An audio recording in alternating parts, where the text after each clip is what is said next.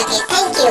हाय दोस्त, आइए आज song Bhojpuri writer and Bhim audience के चैनल से तमाम भोजपुरिया समाज एंड मिथलिया समाज के स्वागत करतनी। तो आइए आप लोग के लिए आज धांसू मैटर लिख के लेकर आए हैं। एक मेरा यूट्यूबर सब्सक्राइबर का कमेंट था कि भैया एक धुन है, हर किसी के दिल में एक लड़की का ख्याल रहता है। इसी ट्रैक पे हम आज लिख के लाए हैं।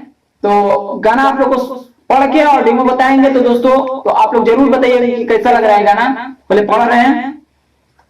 हमरा मलवा के कौन सरवा रे ई फंसा ले लेबा, कहीं देखेला मुंह फेरेला अब जियल बेकार भइल। हमरा मलवा के कौन सरवा रे ई फंसा ले लेबा। तो आप लोग जरूर इस वीडियो को सब्सक्राइब कीजिएगा। आप लोग को डेमो बता रहे हैं, चैनल को सब्सक्राइब कीजिए।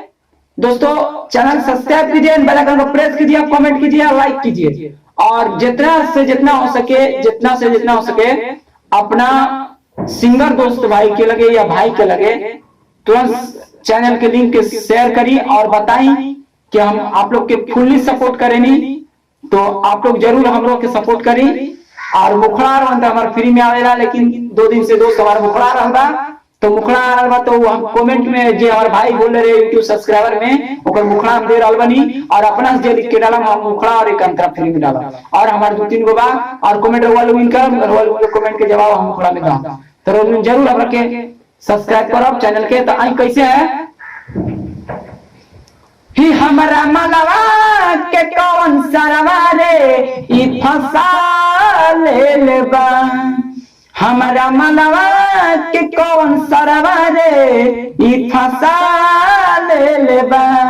ई कहीं देखेला मुंह फेरेला, कहीं देखेला मुंह फेरेला अब जियल बेकार भइल। हमरा मलवा के कौन सरवा रे ई फंसा ले लेबा, हमरा मलवा के कौन सरवा रे ई फंसा ले लेबा।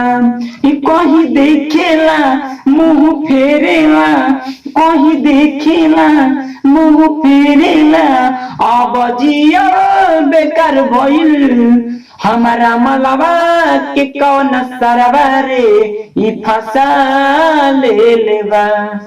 तो दोस्तों आशा पूरा विश्वास करते हैं वीडियो आप लोग को पसंद आएगा। तो आप लोग जरूर इस चैनल को सब्सक्राइब कर लीजिएगा। और दोस्तों इंपॉर्टेंट बात यह है कि इस चैनल के नीचे एक लिंक दिया हुआ है मेरा दूसरा चैनल का, जिसपे मेरा कॉमेडी वीडियो और song Bhim RDS official channel है, उसका लिंक हम नीचे दे दिए हैं। उसमें मेरा कॉमेडी आया हुआ है, रिलीज हुआ है, बहुत सारा कॉमेडी मेरा डांस है, गाना है मेरा। उस चैनल पर भी जाके आप लोग गाना और कॉमेडी देख लीजिएगा। लिंक है नीचे, आप लोग लिंक पे जाके क्लिक कर लीजिएगा और कॉमेडी को प्यार दीजिएगा, शेयर कीजिएगा। दोस्तों नमस्ते, लव यू।